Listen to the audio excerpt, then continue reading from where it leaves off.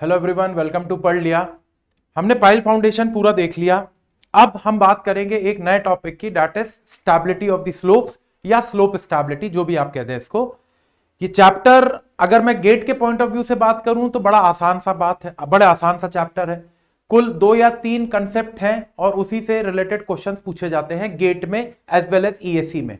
अगर मैं कहीं पर सिर्फ गेट कह रहा हूं तो बाय डिफॉल्ट आप उसको ईएससी अज्यूम कर लिया करिएगा, है ना, क्योंकि हम दोनों को लेके चल रहे हैं, गेट प्लस ईएससी।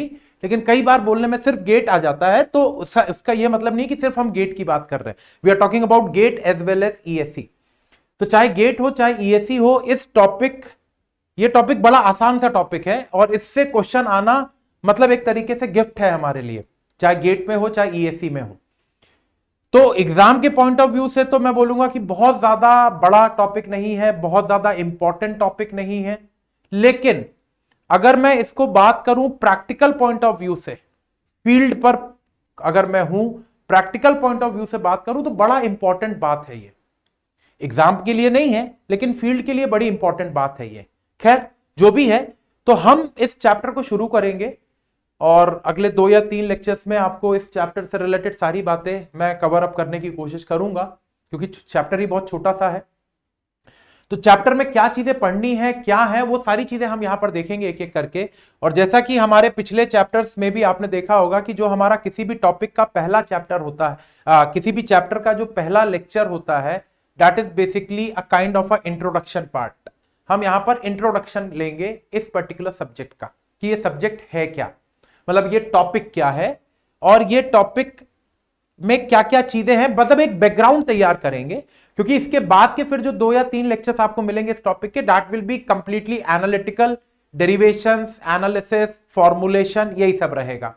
तो वो एनालिसिस, डेरिवेशन, फॉर्मूला वगैरह पढ़ने से पहले हम इस टॉपिक को थोड़ा सा एक बैकग्राउंड के तौर पे समझें कि ये है क्या आखिर, फिर उसके बाद इसको आराम से एनालाइज करेंगे इस टॉपिक को। चलिए खैर, तो बात हमारी है स्टेबिलिटी ऑफ स्लोप्स। तो सबसे पहले ये 2 टर्म्स हैं यहां पर, एक स्टेबिलिटी और एक है स्लोप। तो सबसे पहले तो ये जाने कि भाई व्हाट इज स्लोप, और फिर एक बार स्लोप समझ में आ जाए फिर स्टेबिलिटी की बात कर लेंगे। ये 2 ही चीज है और बड़ा आसान सा चैप्टर है। अब जो सॉइल में आप जो भी चीजें पढ़ने वाले हो आगे के लेक्चर्स में, बड़ी आसान होने वाली है आपके लिए, बड़ी आसान सी बातें रहेंगी सब। सिर्फ सुनते चलिएगा, समझते चलिएगा, सब कुछ हो जाएगा आपका, बस आराम से ध्यान से सुनते चलिए।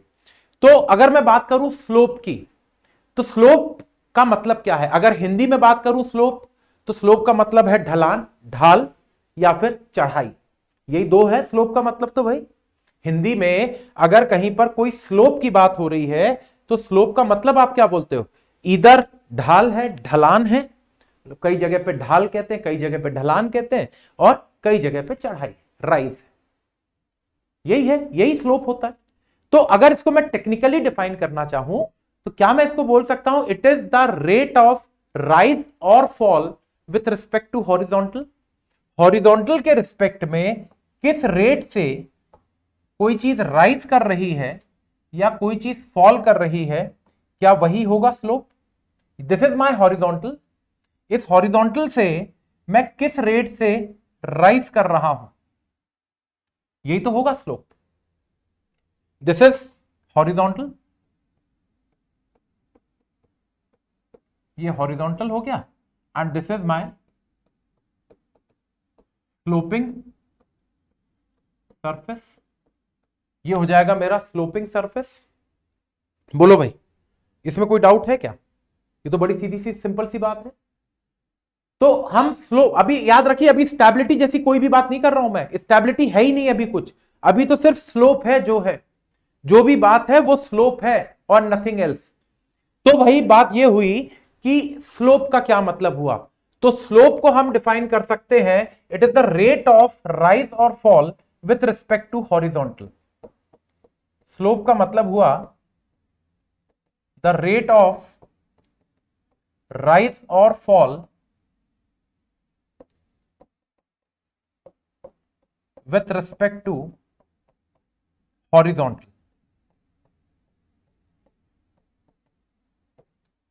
हॉरिजॉन्टल के रिस्पेक्ट में, हॉरिजॉन्टल के रेफरेंस में कोई भी सरफेस किस रेट से राइज कर रहा है या किस रेट से फॉल कर रहा है, उसी को हम कहते हैं स्लोप।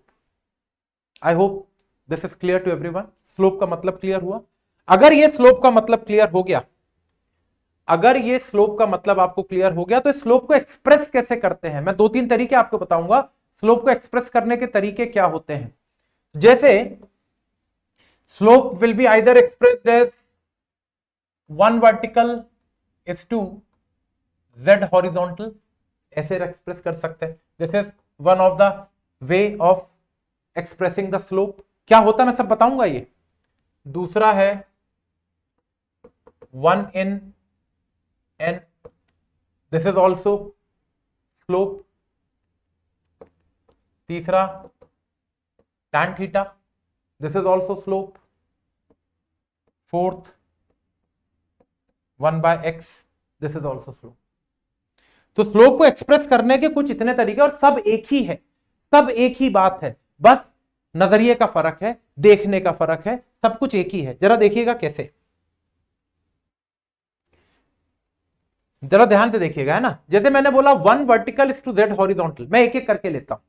ये आप चारों नाम लिख लो जरा, आप लोग ये चारों नाम लिख लीजिए, सो दैट मैं एक एक करके एक एक स्क्रीन पे आपको एक्सप्लेन। अभी क्योंकि फिर से मैं बोल रहा हूं, दिमाग में स्टेबिलिटी नाम की कोई चीज लाइए ही नहीं, अभी सिर्फ स्लोप का मतलब समझ रहे हैं। एक बार स्लोप का मतलब समझ ले, फिर स्टेबिलिटी समझते रहेंगे, क्योंकि हर चीज क्लियर होनी चाहिए हमको। Each and everything related to that topic, सब कुछ क्लियर होना चाहिए, इसलिए ध्यान से सुनते चलिए। ये 4 नाम लिखे हुए हैं मैंने। अब मैं इसमें से ले रहा हूं सबसे पहले 1 वर्टिकल टू z हॉरिजॉन्टल का मतलब। इसका मतलब ये हुआ भैया, सीधी सिंपल सी बात बता रहा हूं मैं आपको, कि मैं z बराबर का हॉरिजॉन्टल चला, जब मैं z बराबर का हॉरिजॉन्टल चला, z मीटर हो सकता है, z किलोमीटर हो सकता है, z mm हो सकता है, z सेंटीमीटर हो सकता है, कुछ भी हो, ये मैं z बराबर का हॉरिजॉन्टल चला, तो z बराबर का हॉरिजॉन्टल चलने पर मुझे 1 बराबर का वर्टिकल मिला। z का हॉरिजॉन्टल चलने पर मुझे 1 बराबर का वर्टिकल मिला। z can be in metres, z can be in kilometres, z can be centimetre, z can be mm, किसी में भी हो सकता है। सिमिलरली अगर z मीटर में है तो 1 मीटर में है, z किलोमीटर में है तो 1 किलोमीटर में है, z mm में है तो 1 mm में है, z सेंटीमीटर में है तो 1 सेंटीमीटर में है। तो जब मैं अपने ओरिजिन पॉइंट से, this is my origin point, जब मैं अपने ओरिजिन पॉइंट से z बराबर की वर्टिकल डिस्टेंस चला, z बराबर की वर्टिकल डिस्टेंस चला यहां से, तो मुझे 1 बराबर का हॉरिजॉन्टल मिला।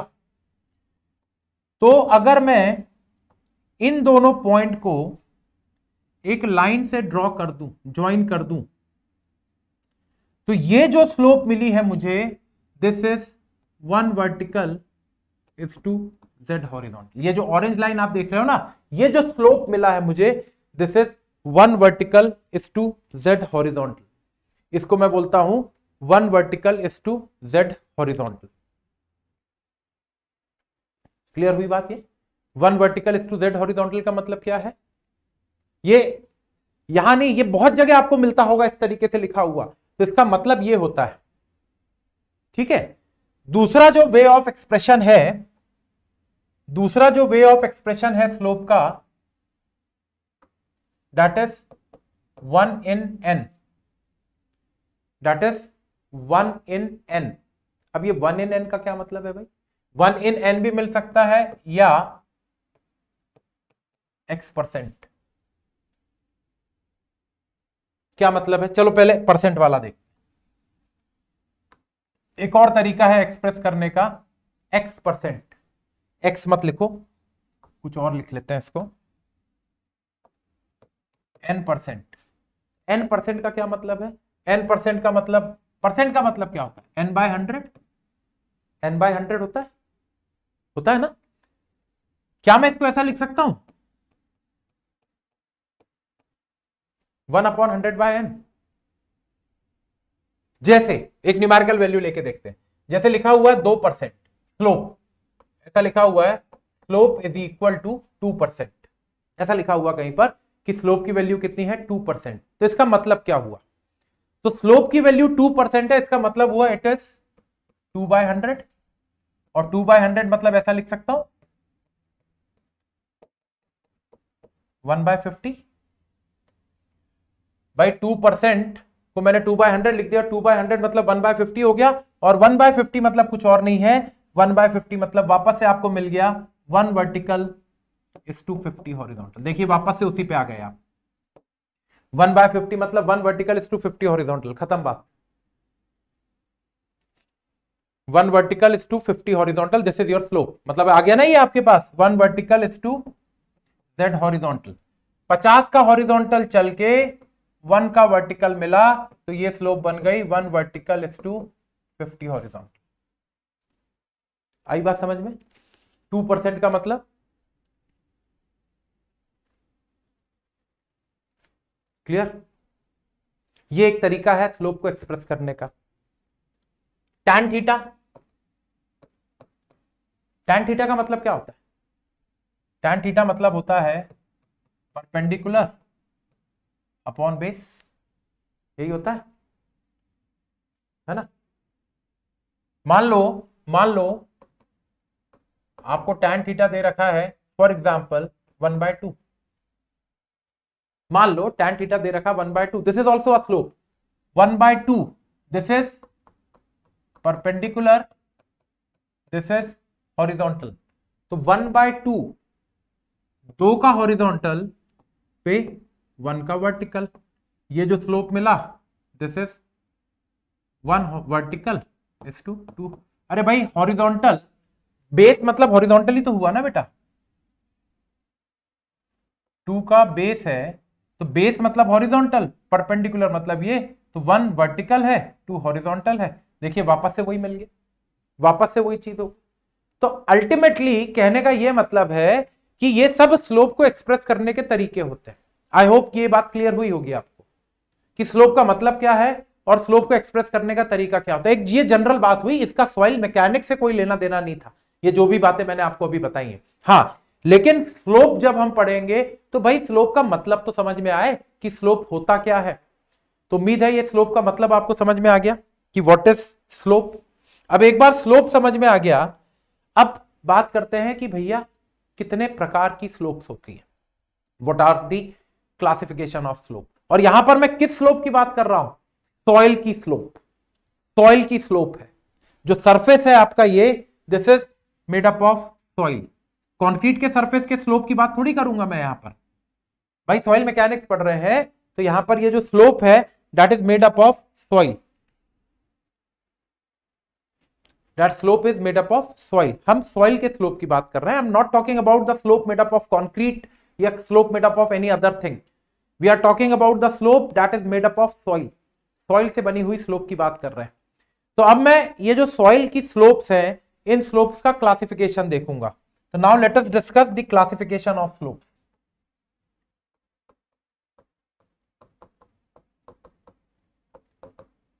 क्लासिफिकेशन ऑफ स्लोप्स, ध्यान से देखिएगा, बड़ी छोटी सी बातें हैं लेकिन काम की बातें। तो मैं स्लोप्स को दो तरीके से क्लासिफाई करूंगा। The slopes are classified as infinite slope and finite slope. Slope को मैं दो तरीके से क्लासिफाई करूंगा, इनफाइनाइट स्लोप और दूसरी होगी आपकी फाइनाइट स्लोप। इनफाइनाइट स्लोप क्या होता है और फाइनाइट स्लोप क्या होता है, जरा फटाफट अपन इन स्लोप्स का क्लासिफिकेशन देखते हैं। तो देखिएगा, सबसे पहले मैं बात करता हूं इनफाइनाइट, या पहले बात करता हूं फाइनाइट स्लोप की। Let us first of all discuss finite slope. सबसे पहले डिस्कस करेंगे अपन फाइनाइट स्लोप को कि ये फाइनाइट स्लोप होती क्या है। तो ध्यान सुनिएगा, फाइनाइट स्लोप का मतलब ये हुआ, मैं पहले डेफिनेशन लिख देता हूं फिर इसको समझेंगे।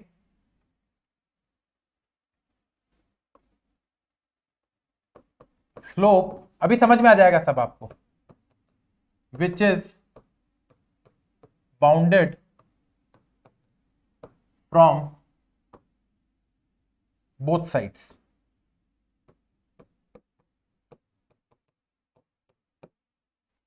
The slope which is bounded from both the sides is known as finite slope. अब ये डेफिनेशन बड़ी अजीब टाइप की, क्या मतलब लिख दिया सर इसका? तो देखो जरा इसका मतलब क्या है। ये सब बहुत बेसिक बातें हैं, आपको सिर्फ ध्यान देनी है इसको, कोई बहुत ज्यादा कंसेप्चुअल बात नहीं कर रहा हूं मैं।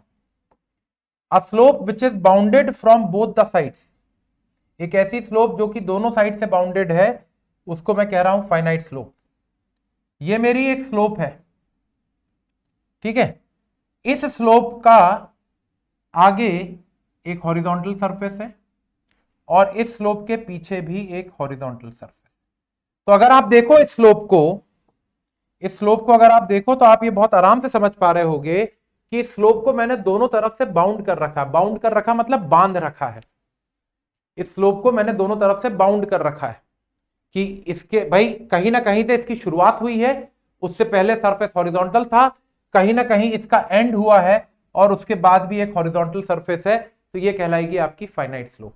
This is your finite slope. Clear है बात? ये this is the horizontal surface, this is horizontal surface, this is also the horizontal surface, and this is my slope which is finite. Example, finite slope का example हो सकता है canal. Canal को देखो ना आप, कैनाल का क्रॉस सेक्शन कैसा होता है? कैनाल का क्रॉस सेक्शन ऐसा होगा। तो आप देखो ये जो स्लोप आपको दिख रही है यहां पर, ये जो स्लोप दिख रही है आपको यहां पर, ये स्लोप बाउंडेड है कि नहीं है? इसके आगे भी यहां पर हॉरिजॉन्टल सरफेस है, इसके पीछे भी यहां पर हॉरिजॉन्टल सरफेस है। It is a case of finite slope. दूसरा,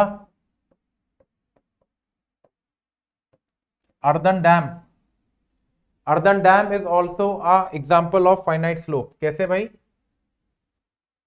अर्दन डैम कैसा होता है? ट्रेपेजॉइडल शेप का। This is my earthen dam. तो देखो आप, ये जो स्लोप है,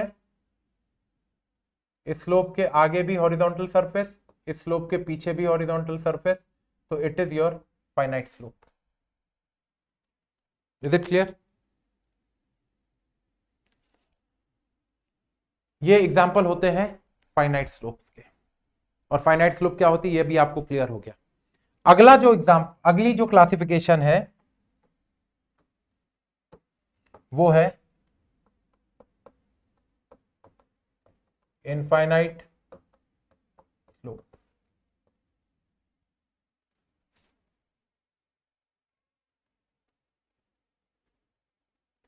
क्या होती है infinite slope? Slope which is not bounded from both the sides, slope which is not bounded from both the sides, or the slope which is bounded only from one side.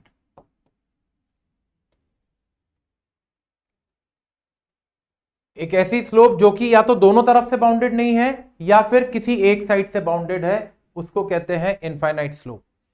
The slope which is not bounded from both the side, एक ऐसी slope जो कि दोनों तरफ से bounded नहीं है। कैसी भाई? ये लो, ये स्लोप। इस स्लोप के आगे पीछे ये स्लोप कहां से शुरू हुई है, कहां पर खत्म हो रही है, मुझे पता ही नहीं है। I don't know the starting and the end point of this slope. इस स्लोप का स्टार्टिंग और एंड पॉइंट मुझे पता ही नहीं है, तो ये कहलाएगी इनफाइनाइट स्लोप। दूसरा एग्जांपल इनफाइनाइट स्लोप का देखो भाई, किसी एक साइड से बाउंडेड है, this is a case of infinite slope. एक साइड से तो पता चल रहा है, एक साइड से तो पता चल रहा है, लेकिन दूसरे साइड से पता नहीं चल रहा है। भाई इसकी शुरुआत तो दिख रही है, लेकिन इसका एंड नहीं दिख रहा मुझे कि ये खत्म कहां पर हो रही है। तीसरा केस,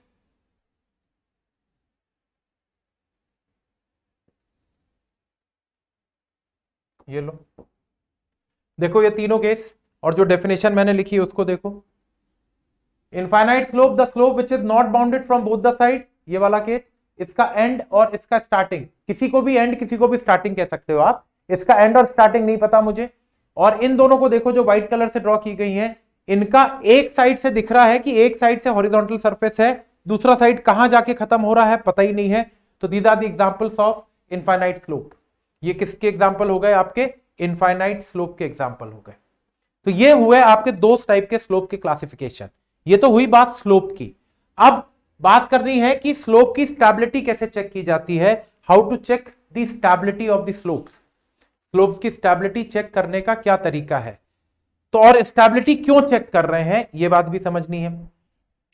तो देखिएगा यहां पर हम जब स्लोप के स्टेबिलिटी की बात करेंगे, स्टेबिलिटी क्या होता है वो तो मैं आपको बताऊंगा ही बताऊंगा, लेकिन जब भी हम स्लोप के स्टेबिलिटी की बात करेंगे तो we will only consider that no external force is acting over the slope या soil.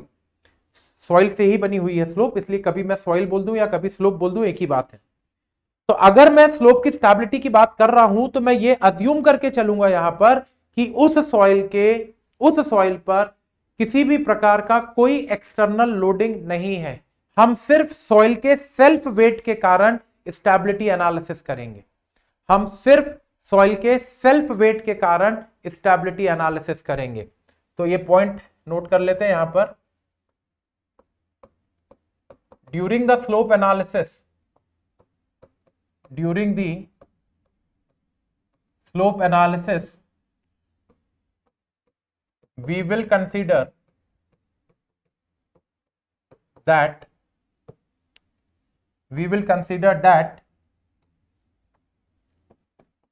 no external force is acting over the soil. No external force is acting on the soil, मतलब slope के ऊपर में किसी भी प्रकार का कोई एक्सटर्नल फोर्स अप्लाई नहीं हो रहा था। No external force is being applied over the soil. Soil के ऊपर में किसी प्रकार का कोई एक्सटर्नल फोर्स अप्लाई नहीं हो रहा था ड्यूरिंग स्टेबिलिटी एनालिसिस। दूसरा पॉइंट क्या है? एनालिसिस, स्टेबिलिटी एनालिसिस मैं बताऊंगा।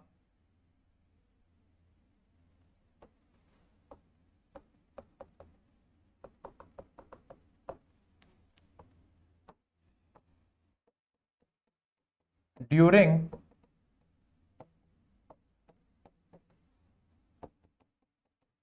The stability analysis of slope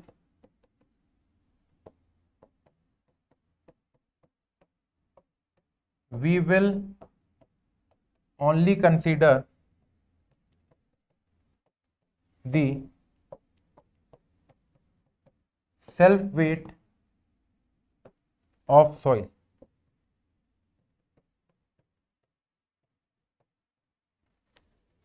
stability analysis के दौरान हम सिर्फ सॉइल का सेल्फ वेट कंसीडर करेंगे and nothing else. We will only consider the self weight of the soil. तो कोई भी एक्सटर्नल फोर्स कंसीडर नहीं किया जाएगा और जो चीज कंसीडर की जाएगी वो रहेगी सिर्फ और सिर्फ और सिर्फ सॉइल का सेल्फ वेट। अब ये स्टेबिलिटी का मतलब क्या है ये समझना जरूरी है हमको कि what is the meaning of stability. तो देखिएगा व्हाट इज स्टेबिलिटी। स्टेबिलिटी का मतलब क्या है? तो कोई भी चीज स्टेबल है तो इसका मतलब क्या होता है? एक जनरल सी बात मैं आपसे पूछूं या एक जनरल सी बात अगर हम सोचें कि कोई भी चीज अगर स्टेबल है तो इसका मतलब क्या है? इसका मतलब यह है कि भाई अगर कोई भी चीज स्टेबल है तो मतलब दैट इज आइदर स्टेशनरी या वो जिस स्थिति में पहले थी अभी भी उसी स्थिति में है। इसी को कहते हैं स्टेबल होना। भाई स्टेबल होने का क्या मतलब होता है? अगर मैं बोल रहा हूं कि यार इसकी लाइफ बड़ी स्टेबल है, ऐसा बोला अगर कभी, तो इसका मतलब यह है कि यार ये पहला जैसे रह रहा था अभी भी वैसे ही रह रहा, कोई किसी प्रकार का कोई चेंज नहीं दिख रहा है उसमें। That is the basic meaning of stability. जैसे थे अभी भी वैसे ही हैं, that is stable. That is the concept of stability. तो यहां पर क्या हुआ कि भाई कई बार आपने देखा होगा लैंडस्लाइडिंग्स होती हैं, लैंडस्लाइड होता है, भूस्खलन कहते हैं जिसको। कई हिली एरियाज में आप देखते हो एकदम से लैंडस्लाइडिंग चालू हो जाती है। लैंडस्लाइडिंग इज एक्चुअली व्हाट, वहां पर जो स्लोप थी वो फेल हो गई है, वहां पे जो स्लोप थी वो फेल हो गई है। तो आपको यही पता करना है इस पूरे चैप्टर में कि जो स्लोप है आपकी सॉइल की वो कब तक स्टेबल है, कब तक सही रहेगी और किस समय पर फेल होगी। This is the only thing which we need to discuss in this chapter. और लेकिन हम ये जब बात करेंगे तो हम ये मानेंगे कि हमारी सॉइल के ऊपर में कोई फोर्स नहीं लग रहा है, कोई एक्सटर्नल फोर्स नहीं है। कोई एक्सटर्नल फोर्स नहीं है मतलब कोई कंस्ट्रक्शन नहीं है, उस पर किसी प्रकार का कोई कंस्ट्रक्शन नहीं है, किसी प्रकार की कोई एडिशनल लोडिंग नहीं हो रही है, सिर्फ और सिर्फ उस सॉइल का सेल्फ वेट है जिसके थ्रू हम स्टेबिलिटी की बात करेंगे। इसका मतलब हमको यह देखना है कि हमारी स्लोप कब फेल हो सकती है, किस कंडीशन में हमारी स्लोप फेल हो सकती है, हमको यह पता करना है। एक बार हमको फेलियर का तरीका और फेलियर का कारण पता चल जाए तो हम उस स्लोप को फेल होने से बचा सकते हैं, हम उसको स्टेबिलिटी की तरफ ले जा सकते हैं बाय डूइंग एनीथिंग या by doing some structural changes. है ना बात सही? तो बात यहां से ये उठी कि भाई स्टेबिलिटी एनालिसिस करने का तरीका क्या रहेगा। तो देखिएगा स्टेबिलिटी एनालिसिस करने का तरीका क्या रहने वाला है, जरा ध्यान से देखिएगा। बड़ी आसान सी बात करनी है हमको यहां पर। सपोज करिए ये मेरी एक स्लोप है, ये मेरी एक स्लोप है, can be finite, it can be infinite. अभी इस चीज पे ध्यान मत दीजिएगा कि मैं किस स्लोप की बात कर रहा हूं, हम समझना चाह रहे हैं कि स्टेबिलिटी का क्या मतलब होता है। तो मेरे पास सपोज करिए एक ये स्लोप है, may be finite may be infinite, अभी उस डिस्कशन पे हम नहीं जा रहे, ठीक है। अब मुझे यह पता करना है कि स्लोप का फेलियर कैसा हो रहा होगा, क्योंकि भाई अगर किसी चीज को बचाना है, अगर आपको किसी चीज को बचाना है तो पहले उसकी बीमारी तो ढूंढनी पड़ेगी ना। बीमारी पता चलेगी, उस बीमारी का इलाज करेंगे तो उसको बचा सकते हैं। डॉक्टर के पास कोई मरीज गया और उस मरीज की फैमिली ने बोला कि भैया इसको बचा लो, तो डॉक्टर थोड़ी कोई जादू कर देगा और बचा देगा। First of all doctor will analyse that patient, doctor उस पेशेंट का मेडिकल एनालिसिस करेगा, पता करेगा कि भाई दिक्कत कहां पर है, उसके बाद ही तो वो उस दिक्कत को दूर करेगा। तो अगर मुझे यह पता करना है, मुझे इस स्लोप को स्टेबल बनाना है, ऐसा करना है कि ये गिरे ना, यहां पे जो सॉइल है वहां पर लैंडस्लाइडिंग ना हो, जिसको हिंदी में भूस्खलन कहते हैं, लैंडस्लाइडिंग ना हो। ये एग्जांपल दे रहा हूं लैंडस्लाइडिंग, इसके अलावा भी कई तरीके के फेलियर हो सकते हैं। मुझे इस स्लोप पे जो मिट्टी है उसको लैंडस्लाइड होने से बचाना है। तो अगर बचाना है तो पता तो करना पड़ेगा कि कहां से होने वाली है लैंडस्लाइडिंग, कि ऐसे ही हवा में बचा लेंगे हम, नहीं ना। पहले हमको पता करना पड़ेगा कि लैंडस्लाइडिंग कहां से हो। मैं लैंडस्लाइडिंग एग्जांपल ले रहा हूं, failure can be of different types. मैंने आपको एक बहुत ही जो सबसे कॉमन एग्जांपल होता है स्लोप के फेलियर का वो लिया है मैंने, दैट इज लैंडस्लाइडिंग। तो मुझे इस स्लोप को लैंडस्लाइडिंग से बचाना है। अब बचाना है तो पहले ये तो पता करूं कि कहां से स्लाइडिंग होगी, तब ना जाके मैं उसको बचा पाऊंगा, ठीक है। तो अब ये हो गया काम। अब ये कैसे पता करें कहां से होगी स्लाइडिंग, कैसे पता करें ये चीज कि इस स्लोप की स्लाइडिंग कहां से होगी। तो हम क्या करेंगे, यहां पर हिट एंड ट्रायल मेथड लगाएंगे। हिट एंड ट्रायल मेथड लगाने का मतलब यह है कि भाई दुनिया में आप जानते हो कि किसी भी चीज का फेलियर या किसी भी चीज को अगर आपको तोड़ना है, किसी भी चीज को फेल करवाना है, तो आपको उसका वीकेस्ट पॉइंट ढूंढना पड़ेगा, उसकी कमजोरी ढूंढनी पड़ेगी। अगर हमने उसकी कमजोरी को ठीक कर दिया तो हमने उसके फेलियर से बचा लिया उसको। देखिए चीजों को लिंक करिए, हम क्या करना चाह रहे हैं, हम इस स्लोप को स्टेबल बनाना चाह रहे हैं। अब इस स्लोप को स्टेबल बनाने के लिए पहले तो यह पता करना पड़ेगा कि फेलियर कहां से हो सकता है, लैंडस्लाइडिंग कहां से हो सकती है। अब लैंडस्लाइडिंग कहां से हो सकती है उसके लिए मुझे यह पता करना पड़ेगा कि इस सॉइल का सबसे कमजोर कड़ी कौन है। यही होता तरीका कि भाई अगर आपको किसी चीज को बिगड़ने से बचाना है या किसी चीज को फेल होने से बचाना है तो उसकी कमजोरी ढूंढिए और उसकी कमजोरी को सुधार दीजिए, तो वो फेल नहीं होगा। और अगर आपको किसी को फेल करवाना है तो उसकी कमजोरी पे वार कर दीजिए, वो फेल हो जाएगा। This is the thing. Same चीज यहां पर भी एप्लीकेबल है। आपको इस सॉइल को फेल होने से बचाना है तो पहले आप इसकी कमजोर कड़ी ढूंढेंगे हिट एंड ट्रायल से। पहले से थोड़ी पता होगा हम हिट एंड ट्रायल लगाएंगे। हिट एंड ट्रायल से मैं कुछ अजम्पशन लूंगा कि भाई चलो मान लूंगा कि सॉइल यहां से फेल हो रही है, और उस पॉइंट को फेलियर पॉइंट मान के मैं कुछ एनालिसिस करूंगा, और उस एनालिसिस के बेस पर मैं देखूंगा कि फेलियर से कैसे बचा जा सकता है और फेलियर वाकई में उस पॉइंट के अबाउट होगा भी कि नहीं होगा। ये सारी चीजें कैसे होंगी, ये स्टेबिलिटी एनालिसिस किस तरीके से किया जाएगा, ये सारी बातें अब हम शुरू करेंगे अगले लेक्चर से, जिसमें सबसे पहले हम लेंगे इनफाइनाइट स्लोप का स्टेबिलिटी एनालिसिस। सबसे इंपॉर्टेंट, थोड़ा सा डेरिवेशन वगैरह आएंगे उसमें, देखिएगा बड़ा आराम से समझिएगा। तो अगले लेक्चर में जब हम मिलेंगे तो हम इनफाइनाइट स्लोप का स्टेबिलिटी एनालिसिस करेंगे। एक बार इनफाइनाइट स्लोप का स्टेबिलिटी एनालिसिस हो जाए, then we'll move on to the stability analysis of the finite slope. तो अगले लेक्चर में मिलते हैं इनफाइनाइट स्लोप की स्टेबिलिटी एनालिसिस के साथ। Thank you.